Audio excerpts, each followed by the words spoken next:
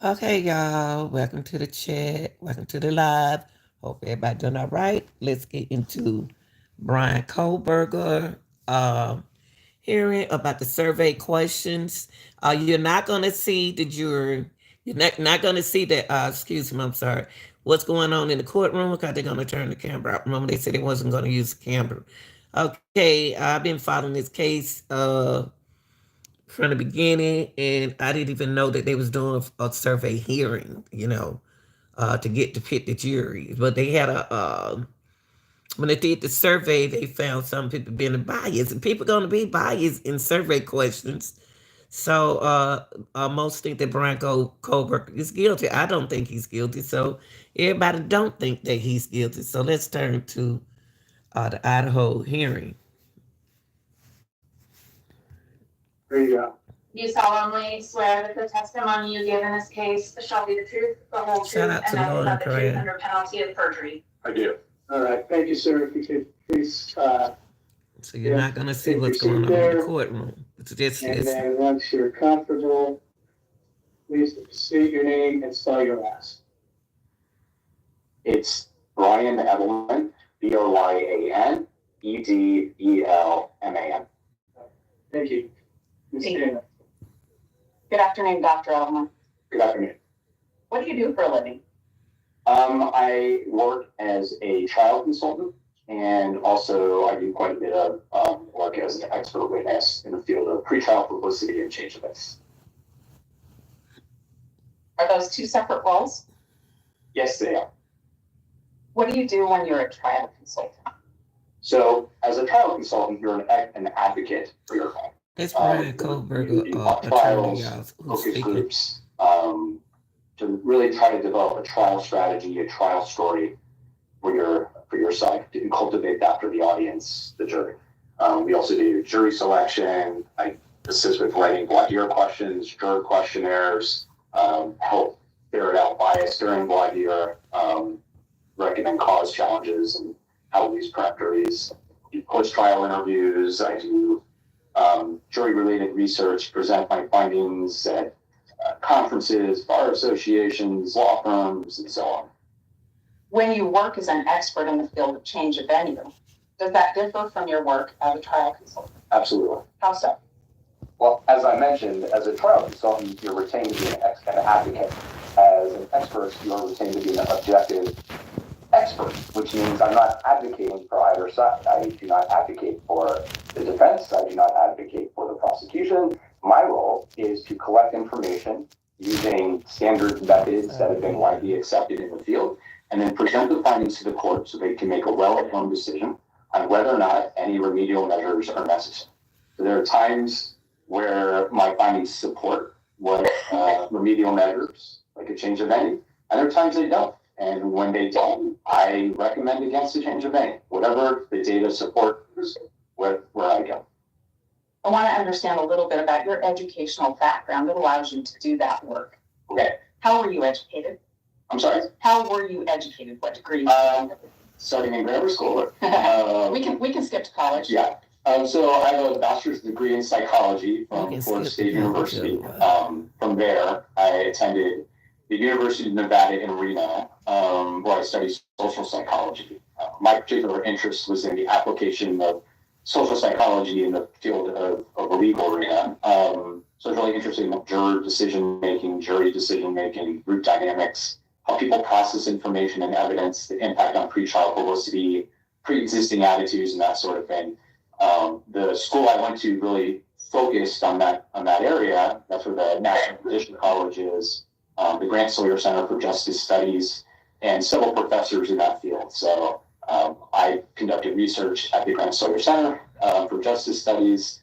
I helped run a program through the Department of State that brought in judges and attorneys to the United States, where they would travel around the country to meet with people in their field. So I worked with the National Judicial Keep College. in mind that they said he wasn't going to use the cameras. And then from there, when I finished my PhD, I got a Rotary Scholarship to study in the United Kingdom, where I got an LLM in International Humanitarian Law, which I do not use.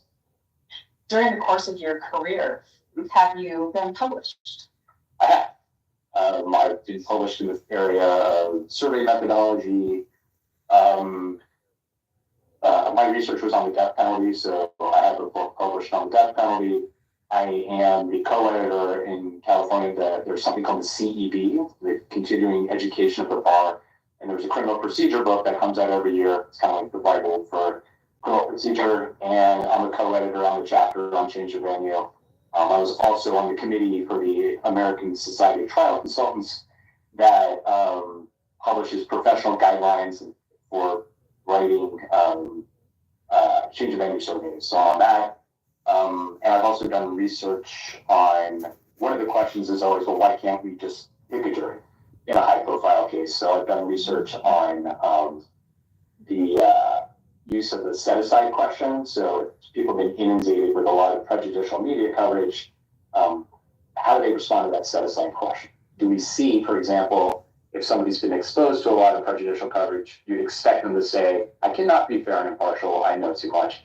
And so we were looking at research on that as well. And then last thing I promise is, I've also done research on what's called minimization language. So when you ask people an open-ended question on a juror questionnaire or in voir dire in a high-profile case, this is the only standard question, what have you read, seen, or heard about this case? That's the open-ended question. And people minimize what they know. That's something Dr. Ed Bronson came up with because he had noticed it. And that's like using language such as, I only recall what was in the paper, or I just followed it. I just remember it was on the news. And they don't really elicit a lot of information. It's minimized knowledge. So did research on that. That's been part of your research? Yes. When you work as an expert, if you're hired as an expert to work on a change of view issue, and I think you told us how your work is different than when you're a trial consultant. Can you tell me how you start in that role as an expert for change of venue? Yeah. So I've been doing this for about 15 years, I'd say, as a witness on this area. On change of venue? On change of venue. Okay. And to do with surveys, just to be clear? Yes. From some of it's surveys, other times it's post-conviction. They've a lot of surveys. I've done federal cases, state cases, multiple states. But they don't understand that people do lie on surveys, just not to be fit to be on the jury, because I don't did that before. In Idaho. But the way I learned was from Dr. Ed Bronson, who was kind of the pioneer in the field. He worked on cases like the Oklahoma City bombing case and a host of other private ones, the Boston Marathon, a bunch of them. So he was kind of my mentor in this area. And there's a 3-stage process. So the first phase is collecting the media coverage. Is really, the question is initially, is there extensive coverage and is there prejudicial coverage? So I collect the coverage and assess the nature of that coverage. Does it include inflammatory language? Does it include inadmissible or misinformation? Now, just because it's not true does not mean people don't see it. And it does not mean that they don't develop opinions based on that information. So it's very important. In fact, some of that stuff is the most prejudicial stuff that there can possibly be. For example, if there is a prior conviction and then the conviction's thrown out, well, that's pretty prejudicial for the new trial. Not admissible, but very prejudicial. So I'm looking for information like that. I'm looking for references to prior records. Maybe there are victim impact statements where the victims' families may be suggesting what the outcome should be. That could be prejudicial. How did the community respond? Are there candlelight vigils? Are there, GoFundMe efforts going on? The status of the victims are focusing on that. So there's a gambit of things that we look at. Sometimes there's political elements that are important in high-profile cases because it might be that a politician's involved. So it just depends on the case. So the first thing is assessing the nature of the publicity. Now, if there's not a lot of extensive pretrial publicity and it's not prejudicial, it stops there. And that's happened where there's coverage, but it's very superficial. It's very neutral. There's not a lot of detail. There's nothing particularly impactful. Maybe it's focused primarily on just the victim or something like that. However, there are other cases where there is extensive pretrial publicity, and then I would recommend phase 2, which is a community attitude survey. Because just because there's prejudicial coverage does not mean it had an impact on the jury pool. And that is the question that matters most. What impact has the prejudicial media coverage had on the jury pool? I don't really care if it's correct information, it came from social media, That's it came right. from the news. But they It had an impact on the jury pool. That's what matters, because they develop opinions and attitudes. That's right. It doesn't make a difference Reason if that fact's true or false. They still develop an opinion and an attitude about the defendant, about the evidence, and perceptions of guilt. All of that is what I'm looking at. So I want to see if the media coverage has had an impact, and that's why we do a community attitude survey. And then depending on the results of the survey, we either, there's not enough evidence there to suggest that anything is required. It could be remedial measures such as individual sequestered voir dire. Maybe that's appropriate in some cases. All the way to the extreme case, what might be a change of name. I want to understand a little bit about the source of media you review to do your work. Can you tell me what you take a look at? I always take the conservative. Your Honor, I'm sorry, I need to object. This PowerPoint is being played for everybody with no foundation. It's not an exhibit. I think that's improper.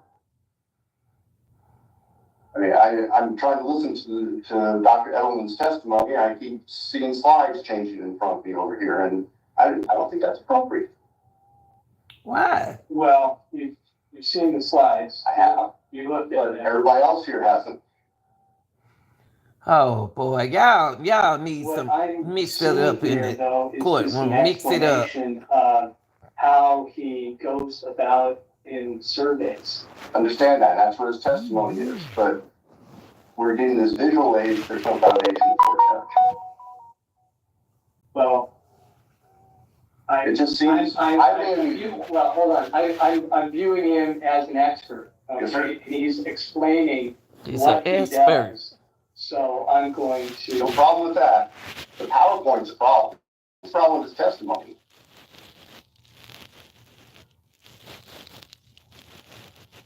All right.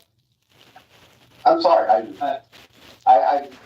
Frankly, I've never seen something like that occur. That objection. I mean, I think that they lately been disrespecting the judges, and the judges ain't opened up their mouth and said nothing. They always cut. I noticed something about all the trials that we have covered, that they cutting the judges out, being so rude. People so rude these days. this is not necessarily factual. It's just an example of how he got to where he got. That's his testimony, but the PowerPoint is different, Judge. I don't know why we're seeing the PowerPoint when we have his testimony. Well, why? What's the biggie about I it? do, Judge. This is a courtroom demonstrative aid that helps to track the testimony of Dr. Edelman. I can hand him my computer and let him advance the screens if that makes a big difference in it. God, it's so But straight. It's this just tripping. helps explain his testimony. Judge, we don't have a jury here. Let's just proceed. Thank you. See. Go What ahead. is the biggie about the slides? Dr. Edelman, we were talking about where you get your information.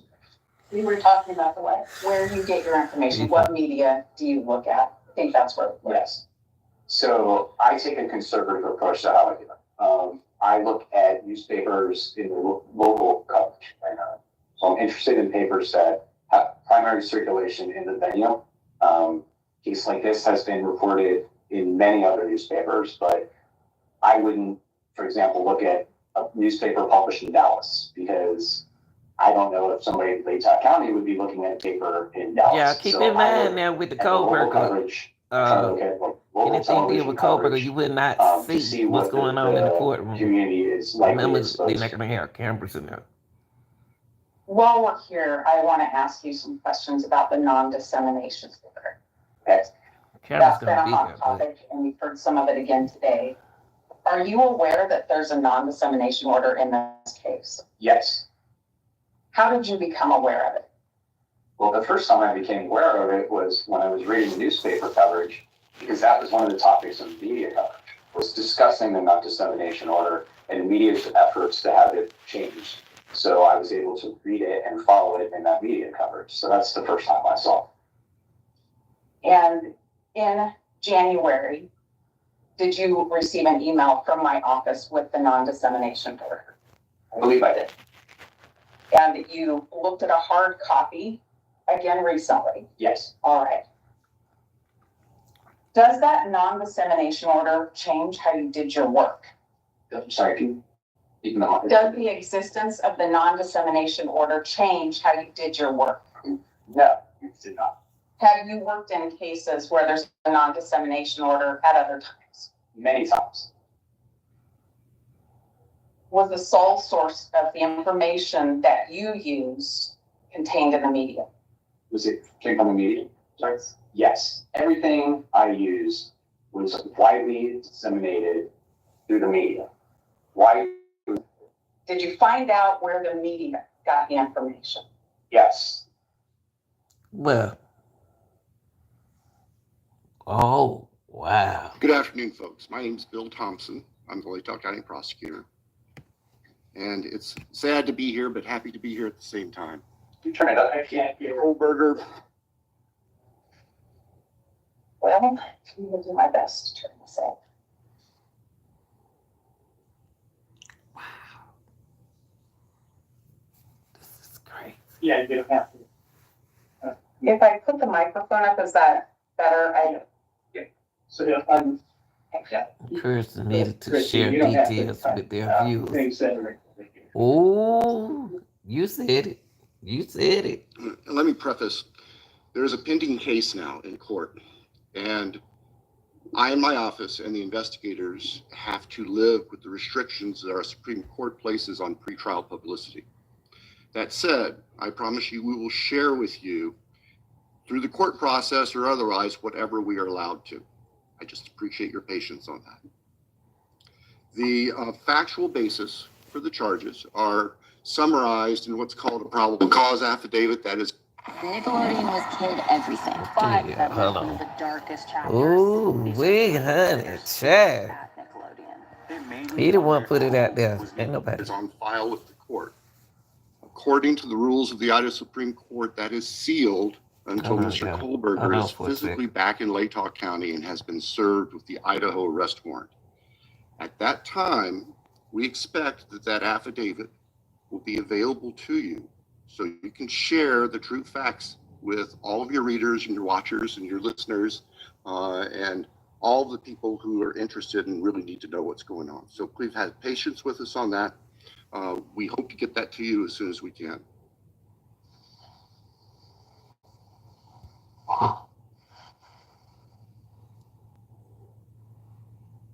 In that clip, you heard reference to the probable cause affidavit.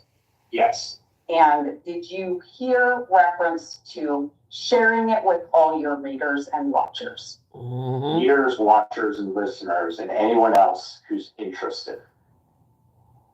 Did your research tell you that the media took Mr. Thompson up on that offer to share this far and wide? Yes. Good afternoon, folks. What did you see? Basically, the media took that document and then published the highlights and key findings in that document and added editorial commentary to that information. So let's be clear, they didn't just read the affidavit. There's editorial, there's debate, there's discussion, there's spin, all of it in news stories. And these stories, for example, this one has over 200, I'm sorry, I can't see it. If you have a copy of the... I do, Your Honor, I have a printed copy of his PowerPoint. If it would help him refresh his memory. I just can't see it. Sure, just go ahead. Okay, thank you. Mm-mm. People, something else.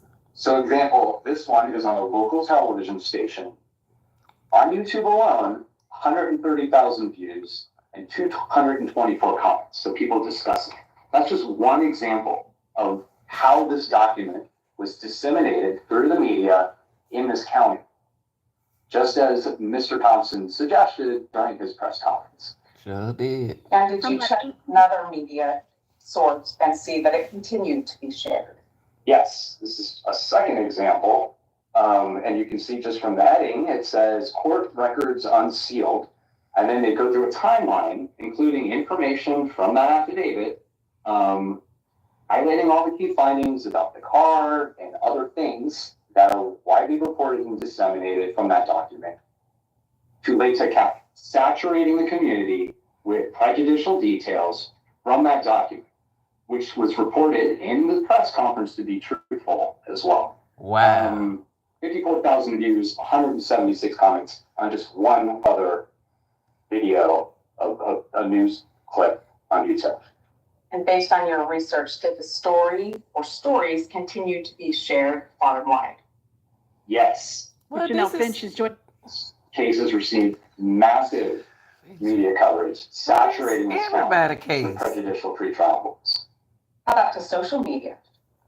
It was also spread through social media, and people have talked about it on social media. Not And do you everybody. know if misinformation and rumors ended up as a result of this information shared right from the start?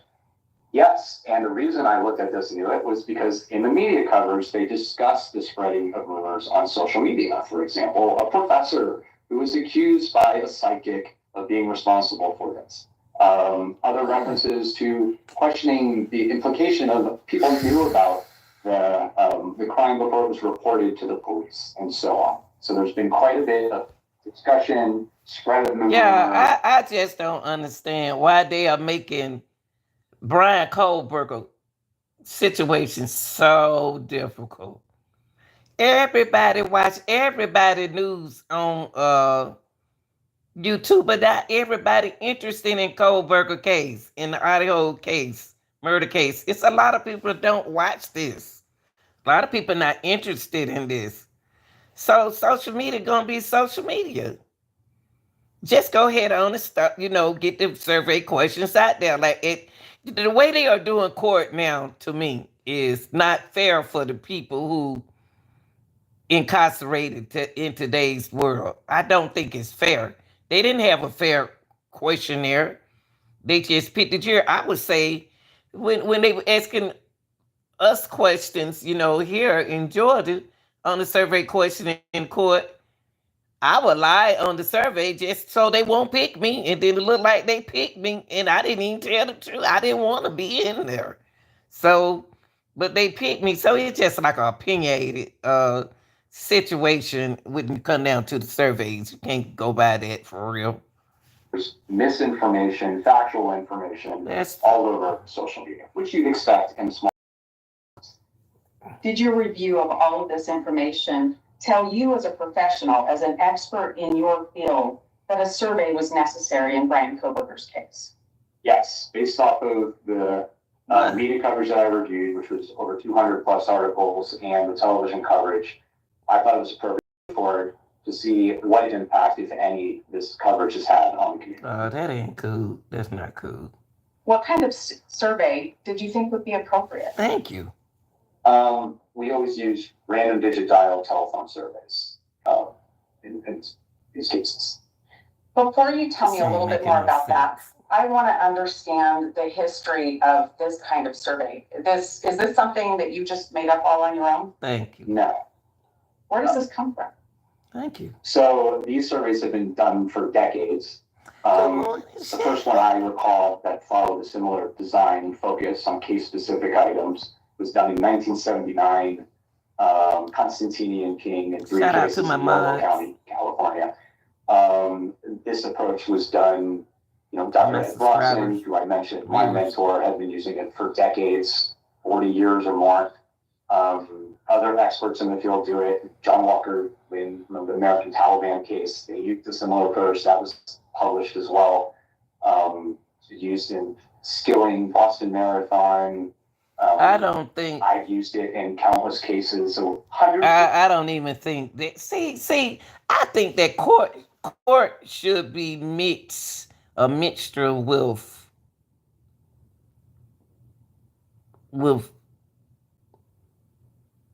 I want to use the right word.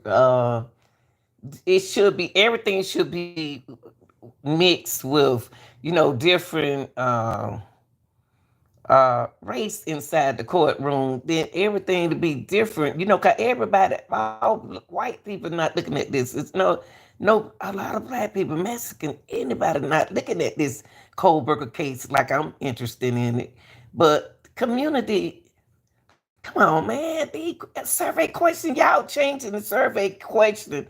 I'm glad that that attorney asking the question that she asking, because changing the survey question just for a Kohberger case, for what? I mean, you can change the, ask about the, have you heard about the case or something like that. I think people doing too much these days, and a man can still come out guilty or innocent. It's just probable cause. You know what I mean? I don't even believe he guilty. I believe he saw something and he know what happened, but not necessarily knows what happened. But I don't think he ever killed y'all. Times, I would say. Is there research that supports this process?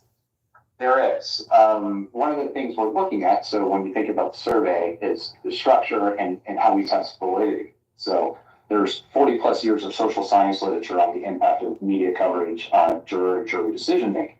And one of the things it tells us, for example, is knowledge. Well, let's take a step back.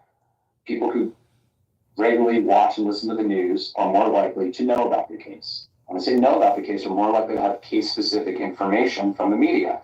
So they test similar things like we did. Have you read, seen, or heard if ...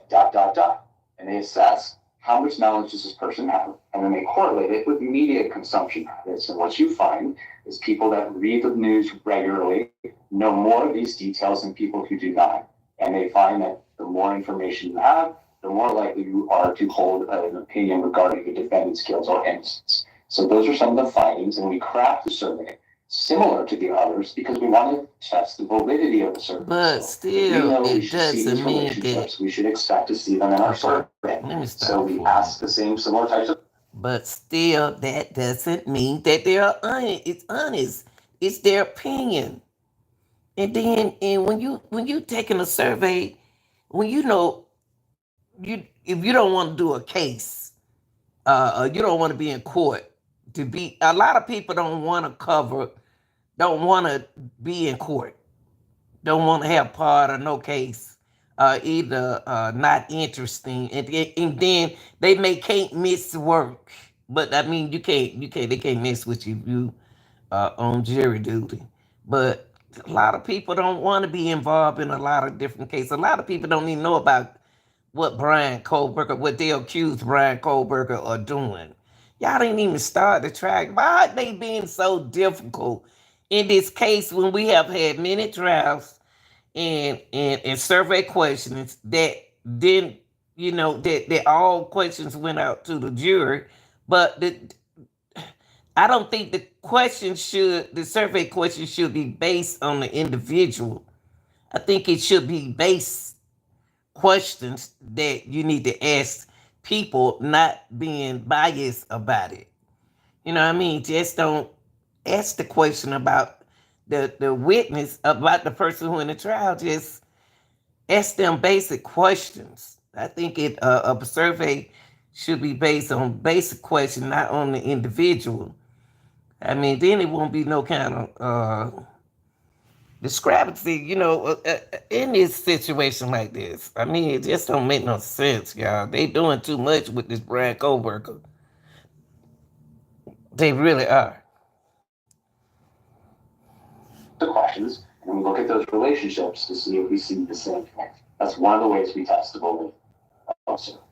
Would this be considered a methodology in your field to do surveys in this certain format? Yes, it's standard practice. We look at APORT, which is called the American Association of Public Opinion Research, American Society of Trial Consultants. They have professional code, how to conduct surveys, venue surveys. Those are the primary ones that I look at. And again, I've taken course training during my program on how to craft surveys, how to write questions, all of that type of thing. I've done it hundreds of times, testified about it. So that's kind of the basis of how I craft this.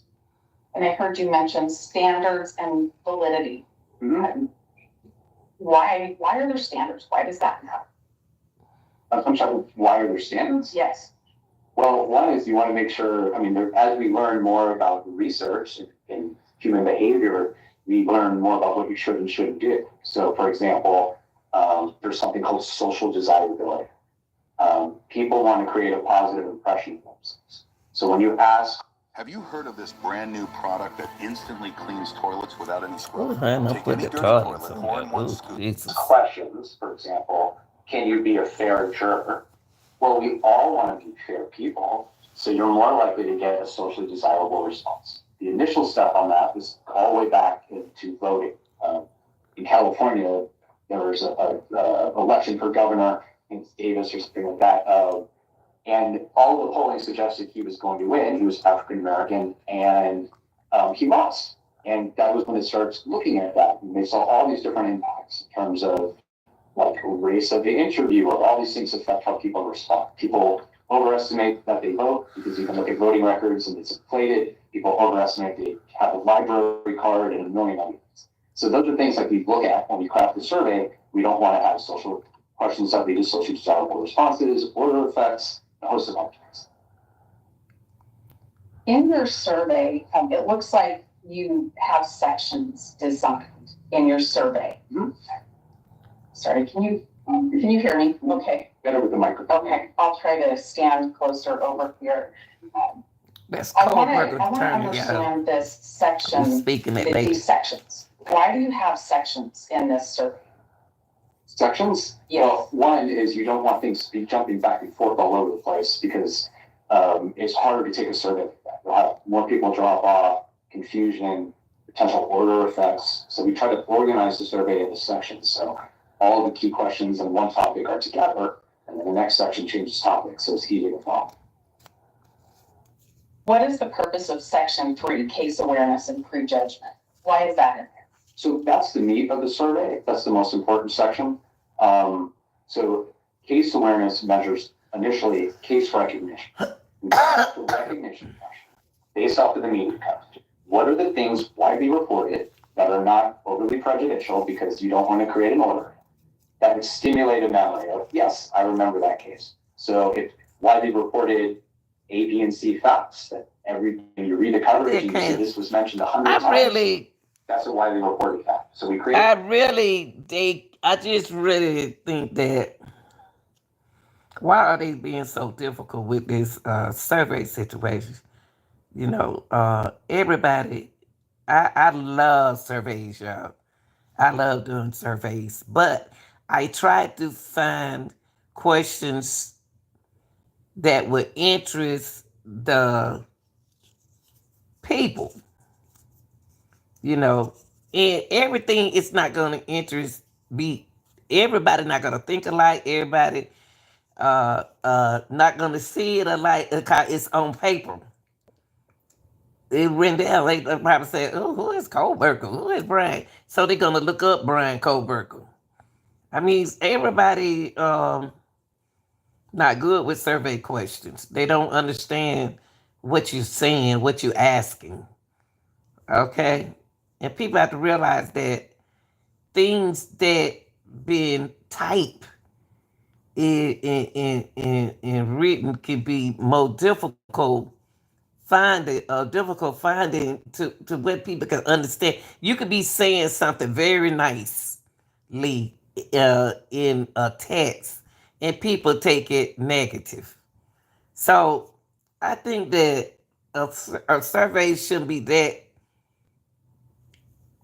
A survey, not them many questions should be asked about this Bryan Kohberger case. Don't y'all go too deep. I think the people behind the scenes, like these, like I understand what the reason why they doing survey is because of the defendant, Bryan Kohberger, them, okay, and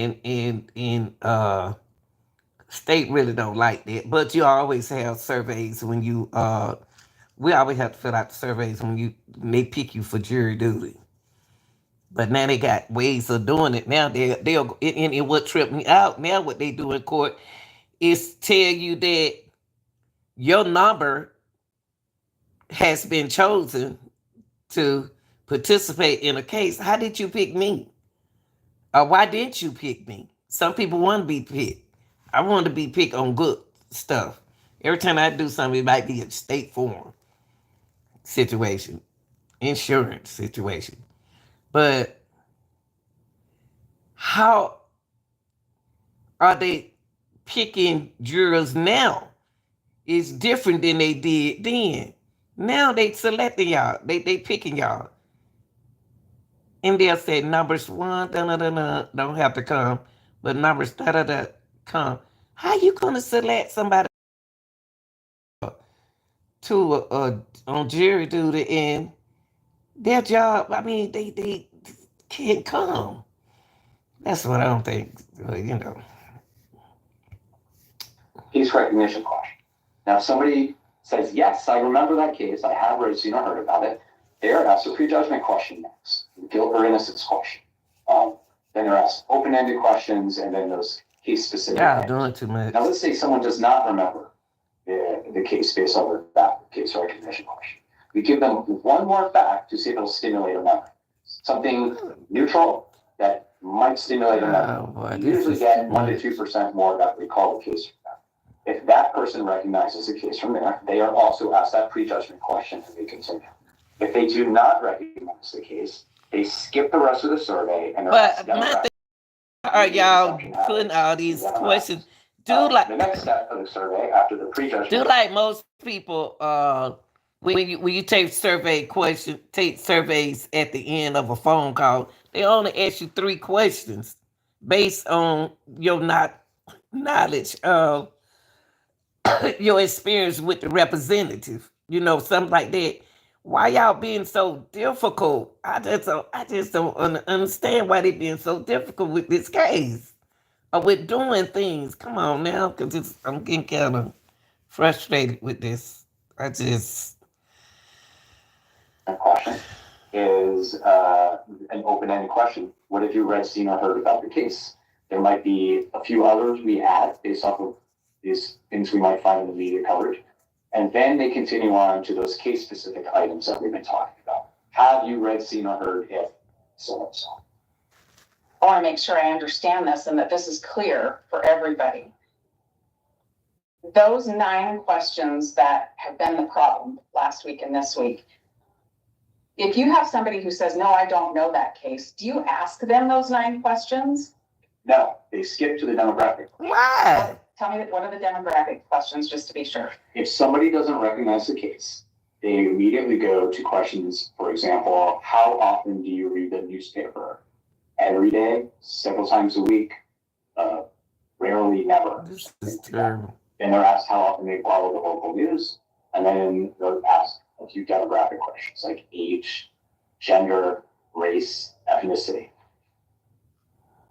Yes. So if somebody doesn't remember the case, you don't infuse information or do any of the things that were brought out last week. No. I have on the screen in front of me some of the read, seen, or heard questions. Yes. What are these? You don't have to read them all, just tell me what they are. These are 9 items, which we always use. Have you read, seen, or heard if? And these are items taken from the media coverage that were widely reported.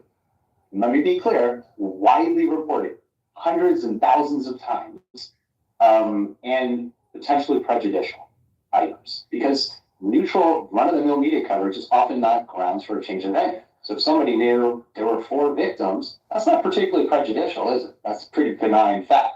But if somebody knows, for example, about a prior conviction that's not admissible, that's very prejudicial. And it might be correlated with prejudgment. And I would like to know that, because if it's widely prejudicial and everybody knows about it, and it's correlated with prejudgment, that would likely have an impact on my recommendations, because that's the type of pretrial publicity that has been recognized by the Supreme Court, I'm sure the state court here, that is most concerning. So these kinds of questions, these case-specific questions, you do this in all the surveys that you do. Yes. And in this case, these 9 questions came straight out of the media. Absolutely. And again, widely reported throughout the media, thousands of times. Comedic is the people. Now, just to be clear, you gave an example of information that might be widely reported that's highly prejudicial that you would use in a survey. You haven't talked about Bryan Kohberger's survey yet, have you? You haven't told us the 9 questions. I have not. Okay. And we'll get there, but I want to talk about a little bit more about the history of this survey. You told us it had been used for decades. And I think you told us a little bit about some of the other really high profile cases where this survey format, the survey method that's been widely accepted was used. Are some of these cases your cases that you've done these surveys in on this list? Yes, I used these types of questions in the George Floyd case for Alexander King, who was one of the defendants. There was also a gag order or non-dissemination order in that case. The Parkland shooting case in Florida, there was a non-dissemination order in that case. Used there as well. Used it in the Pittsburgh synagogue shooting case in Pittsburgh. State of Idaho v. Jonathan Renfro, which was here. State of Idaho v. Gilberto Rodriguez, also used it there. And many others. I've used it 100 times. Dr. Bronson used it more than me because he was doing it even longer than I have. Other experts in the field do it. This is the standard practice. Standard in your field? Yes. And are these surveys, doing a survey like this, is this just criminal defendants that ask you to do these surveys or that have any interest in doing these surveys, or is it other people too? Other people use the same process as well, including the prosecution and the government. I think you provided an example in your PowerPoint of the government using this survey process in a case that you worked on. Yes, this was the Jason Van Dyke case in Chicago. He had been charged with shooting and killing Laquan McDonald. It was like 17 shots was like the famous saying. It was a very significant case, interracial crime, widely reported on. And the government also did their own survey to see if there was any potential bias and followed the same exact process and used case-specific media items. And once again, there was a non-dissemination order in that case. Earlier, you talked a little bit about validity being one of the standards.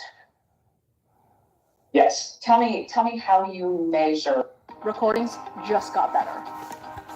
Hey, it's Dana from StreamYard. I'm so excited to announce that. This is very interesting. Sure. So this is from the professional code from the American Society of Trial Consultants. As I mentioned, we want to look at things like consistency. So we want to, for example, the research tells us the more case or media items you know, you develop knowledge. And the more you know, the more likely you are to exhibit bias. So I want to test that in the survey. That's one of the reasons why I include those case-specific items. I also want to compare what people, or that item to prejudgment. So the more people know, are they more likely to prejudge? How about case-specific media items? Is there specific prejudicial items in the media that are particularly concerning? Maybe I'm going to go back to my prior conviction example. If there was a conviction, so I've had this happen in the case, and then years later, that conviction was thrown out and there's a new trial. Well, that's extremely prejudicial if people know about the prior jury verdict. So I want to know, what percentage of people know that detail? And is that related to prejudgment? And most importantly, when you ask the question, have you read, seen, or heard about the case? The open-ended question, do people report it? Because if they don't, and they do know it, well, that's very concerning. And that's the type of problem we run into in voir dire. Sounds like that's one of the reasons you have case-specific questions in there.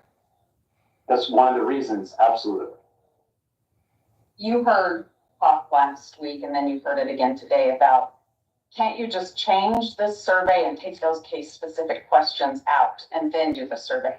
Can you do that? I would not do that, no. Can you explain why not? Because this is based off of 15 years of doing this. I know for certain, and there's research on it as well, that when you ask people an open-ended question, what have you read, seen, or heard about the case?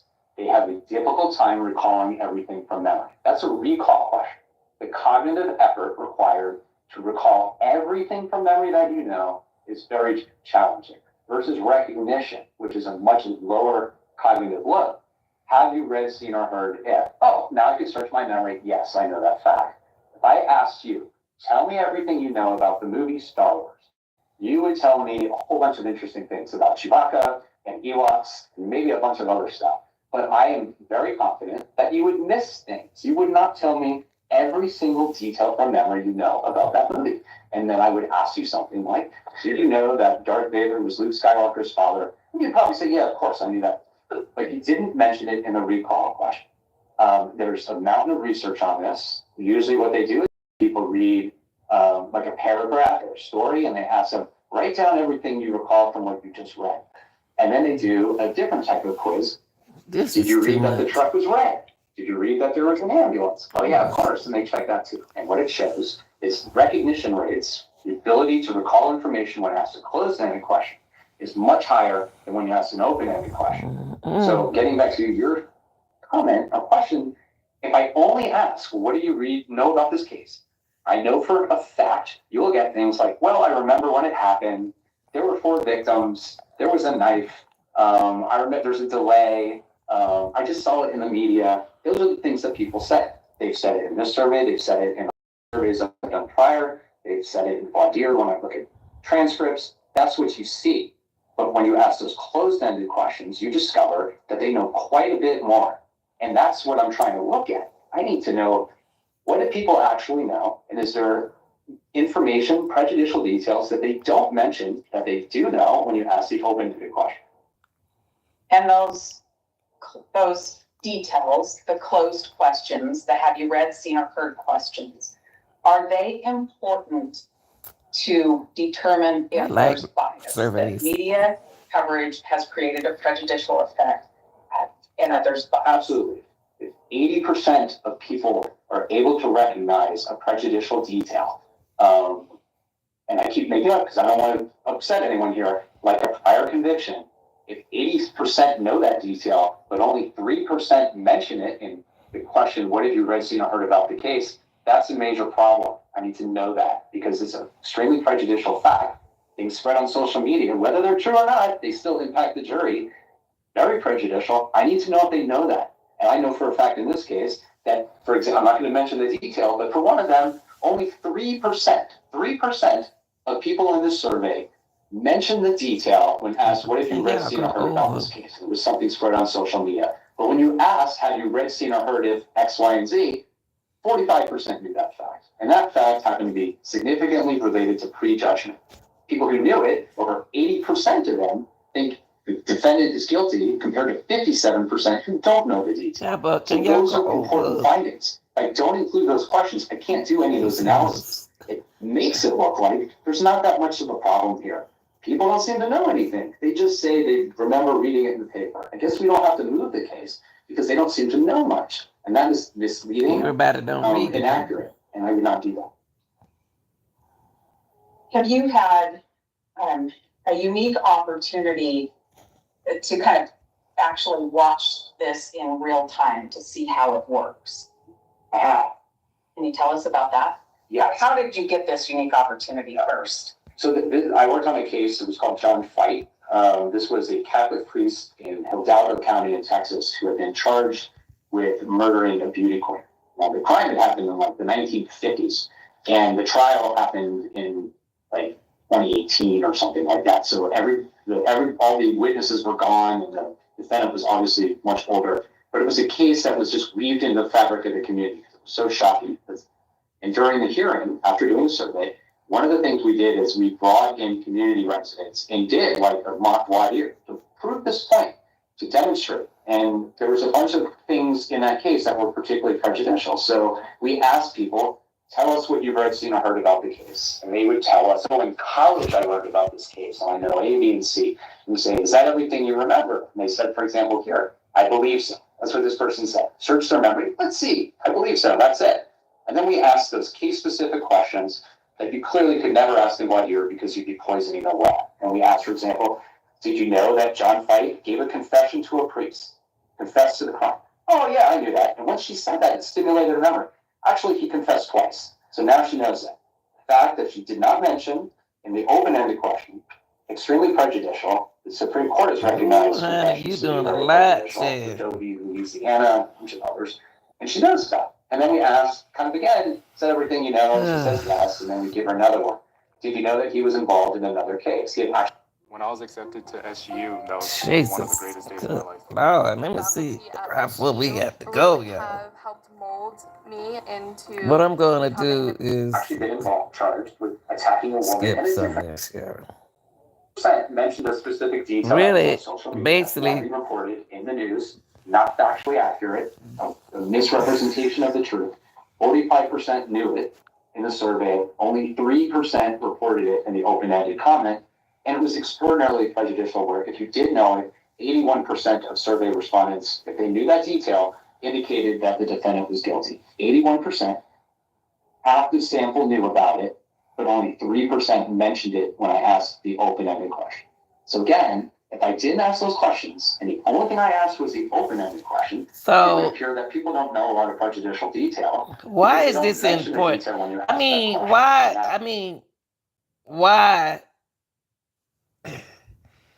is this so biggie in his case? I just don't understand. I'm really going to skip a lot of this. Because, see, this is the survey here, y'all. I don't even see why they having this. Jesus. Let's see what he say here about Zaina. Let me take it back right here. Okay. Survey respondents had read, seen, or heard about the prior conviction when we asked that case-specific media item. However, when we asked the open-ended question, what have you read, seen, or heard about the case? Only 12% mentioned it. So 12% mentioned it when you ask the open-ended question you use in voir dire, but over 42% knew about it. Now, you can never ask a juror, well, did you know a jury convicted him of murder if you didn't mention it because you're poisoning the well? And the court agreed and was worried about the effectiveness of voir dire as a remedy in that situation and granted a change of venue. Have you had the opportunity to pay attention to any prejudicial media coverage since the hearing last week? I have. What is that coverage? Well, it created a misrepresentation, false narrative that we, myself specifically, had done something wrong to poison the well, taint the jury pool, and using language like that. That became part of the narrative. I saw it on Reddit, on social media, in the news, that once again, going into this idea of what so why are you looking at Reddit? Y'all the same people. Debate about whether it was part of their tactic to delay, get them off on technicality and so on. And again, what I did, just want to be clear, is the standard practice in the industry, done hundreds of times in high-profile cases throughout this country. There's nothing I did to contaminate the jury pool. Everything I included was widely disseminated by the media in this county hundreds of times, if not more. And most of it came directly from an affidavit that the government released in a press conference and encouraged everyone to report. Did I tell you what questions to ask? You did not. Would you take my advice if I told you what questions to ask? I would not. And I'll tell you why, is as I mentioned, my role is to be an objective expert to provide the court with information so the court can make a decision on if any remedial measures are necessary. I don't care what questions you wanted to say. Y'all not going to use no question to figure this case out. What I wanted to do was conduct a valid survey that's objective, reliable, and provides meaningful information that can be used by the court.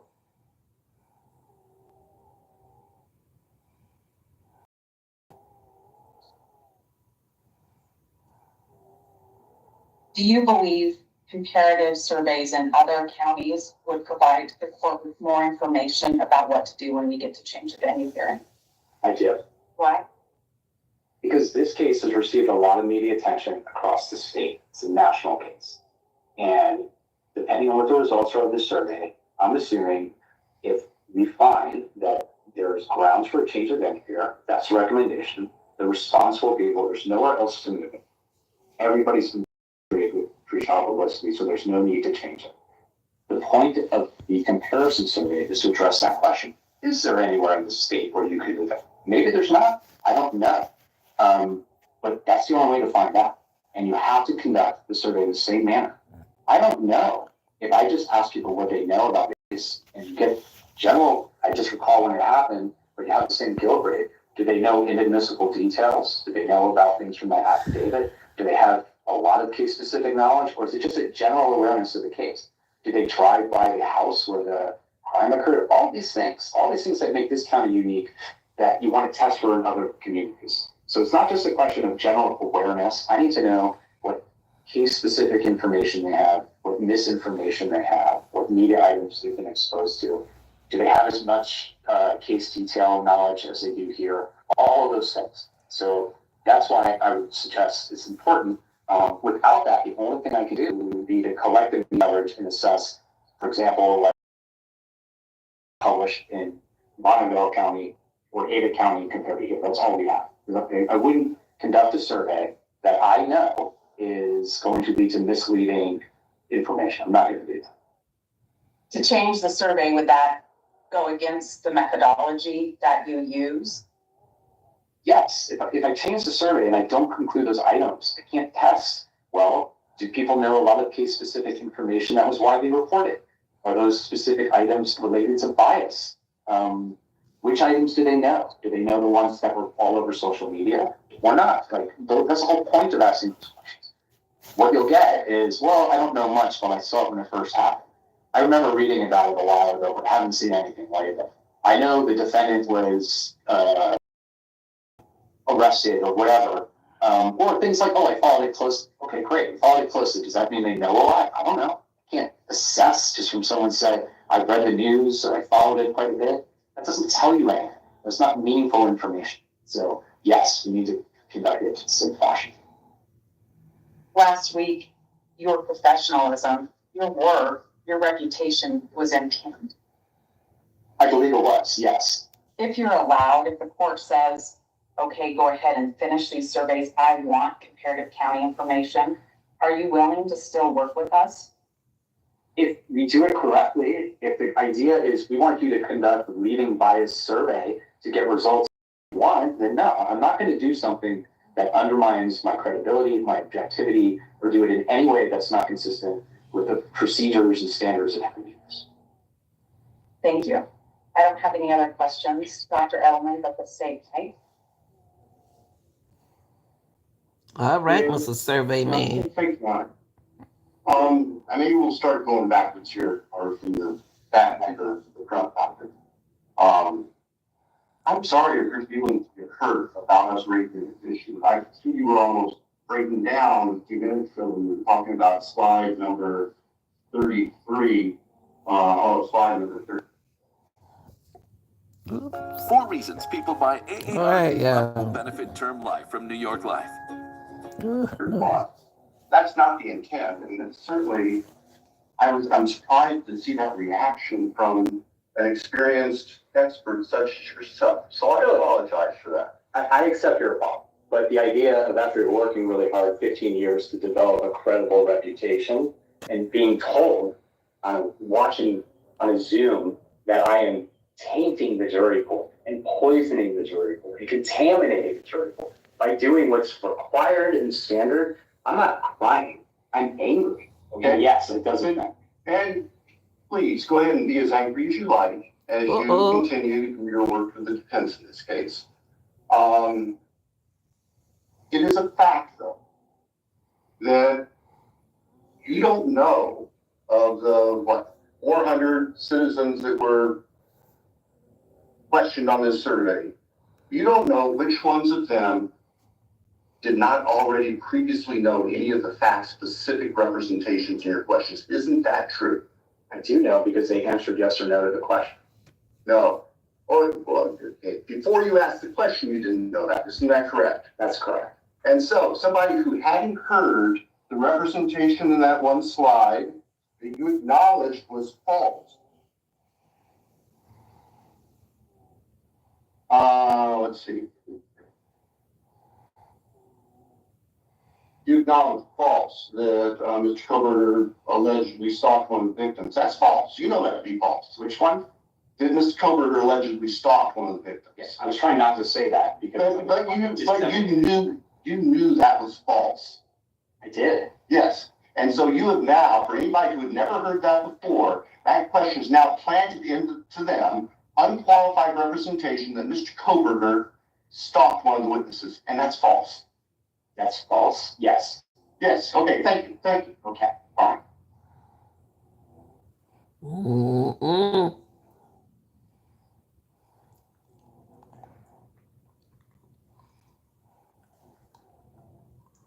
And just to follow up on that, early on in your testimony, you testified, I want to make sure that we heard this correctly, that inadmissible or false information can be the most prejudicial information. It can be. Yes. And your surveyors put that false information into the minds of people who were asked that question who may not have previously heard it. Correct. Correct. Relative Thank to you. media, Thank you. it's mentioned it hundreds and thousands of times. And just make sure we're clear too, around the same time in your testimony, I believe you testified that you don't care if the information that you put in your specific questions to the people being surveyed is correct. Like you said that, didn't you? Right. I don't know what you mean by correct. True or false? I care about whether or not it's proliferated by the media. You don't care if it's true. No, I don't. I don't care about is it prejudicial. So it's okay to taint people who had never heard that information before for the end result of identifying others who have and might have bias. Is that a fair statement? I'm going to object to the questions. He's He can answer the question. badgering. Wait. Let me finish my objection. Yeah, it's an objection.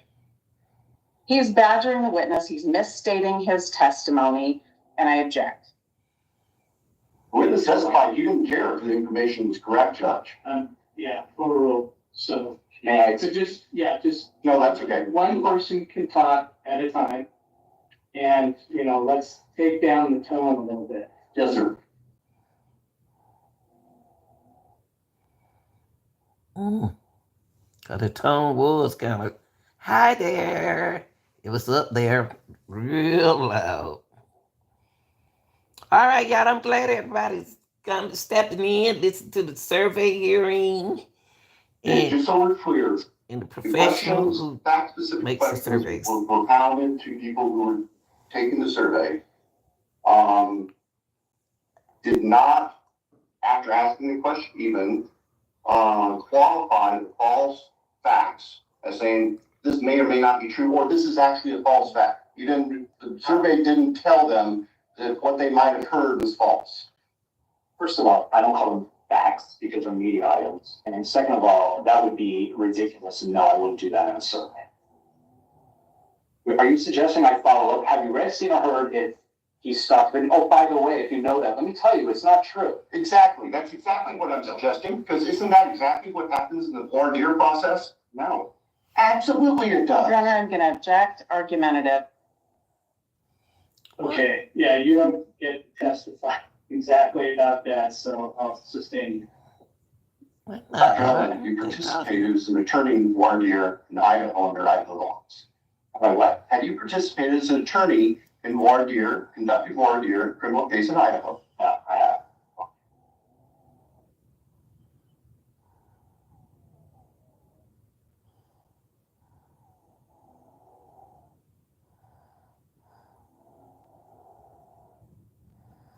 And just to be clear, Yeah, because in two places, at the beginning and at the end of your testimony and your PowerPoint, this PowerPoint, you created that, Ms. Taylor. So you adopt what the contents of the PowerPoint is. Yes. Oh, thank you.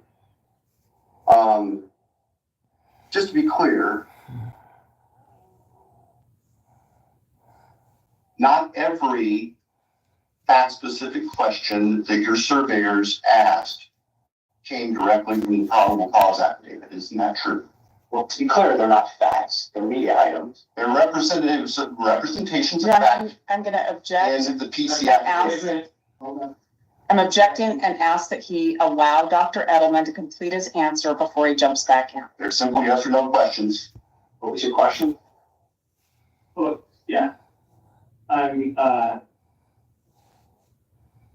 Let's just say one at a time, okay? Listen to him answer and we'll be through at some point.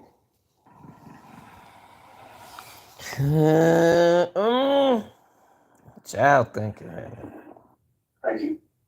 So, Dr. Edelman, isn't it true that there are among the 9 fact-specific questions, that's my characterization, of the 9 questions, we know which ones we're talking about.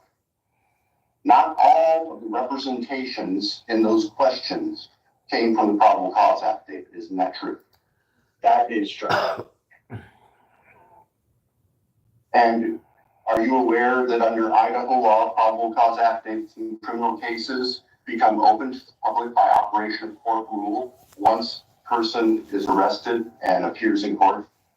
I'm sure that's true. I'm just not used to having press conferences to tell the media to disseminate the information far and wide. Oh, so let's talk about that. That press conference was made prior to Mr. Kohberger's appearance, prior to the release of the affidavit, and the press conference only referred the media to what would be part of the official court record. Isn't that true? I don't know. All I heard was this is going to be released. I encourage you to tell your listeners and viewers and anybody who's interested in the truth. By going to the court record and looking at the probable cause affidavit. Isn't that true? I recall you saying, I want you to go to the court record and look at the probable cause affidavit. And what it did was You're splitting hairs now. That's fine. I don't have any other questions. Okay. Thank you. So, okay, go ahead. Thank you.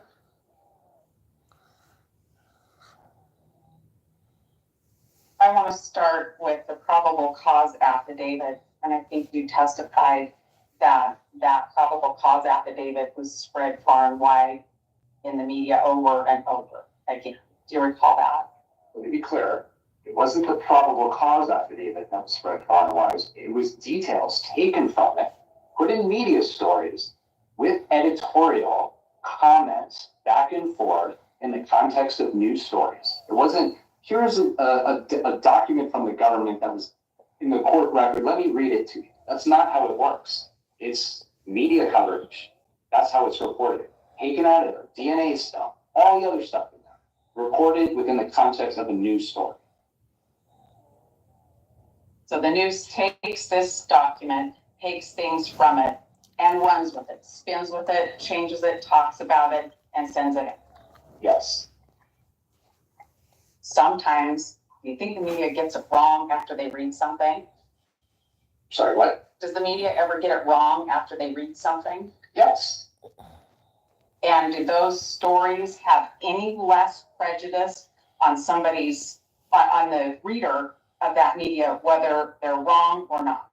No. And going back to, I don't care if it's true or not, my focus is to assess whether or not media coverage is prejudicial, and whether or not it's led to opinions. It doesn't matter if it's true or not. You don't say, well, I won't test all this prejudicial stuff in the media because it's not true, so I won't include it in the survey, and I'll just assume that it had no impact on people. I find it convenient to be able to disseminate a whole bunch of prejudicial media coverage, saturate the community, and then say, oh, you have no right to test the impact of that information on the jury pool. So it's wonderful that you get the benefit of generating all the bias by releasing it to the media and then saying, no, you're constrained defense, you're not allowed to ask questions about it because that stuff's not true.